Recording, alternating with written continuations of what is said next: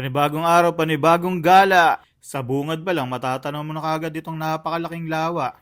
Idagdag pa natin itong isa sa mga tourist attraction nila dito. Ang tawag po nila dito ay Moroccan Pavilion. Hindi ko alam kung para saan ba talaga tong lugar na to, bakit nila tinayo to. Pero sa mga detalye at sa design ng pagkakagawa, talagang mawiwili ka rin sa pagpipicture dito at ma-amaze ka din. At syempre, ito po talaga ang pinunta namin dito, ang magbike. At dahil wala pa kaming sariling bike, syempre, renta na lang muna. Ganda dito, ang sarap magbike. Malilim.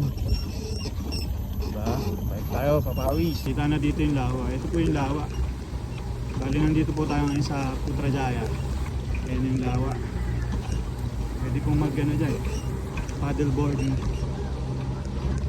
Paddleboard pala. Hindi pala paddleboard. At syempre, pagkatapos namin magpapawis, kumain kami ng malala. Joke lang po, syempre yung sakto lang. At dito nga kami kumain sa Grasshopper na cafe. At ito po ang kinain namin. Isang wuzong at mainit na tsokolate. At breakfast meal, kita nyo naman kung ano nandyan. At isang hot cake na merong butter sa ibabaw. Ayos, di ba? Ganda ng hugasan nila dito. Nasa labas. Ayos. Huwag nyo pong kalimutang i-like at i-follow ang aking page. Thank you very much.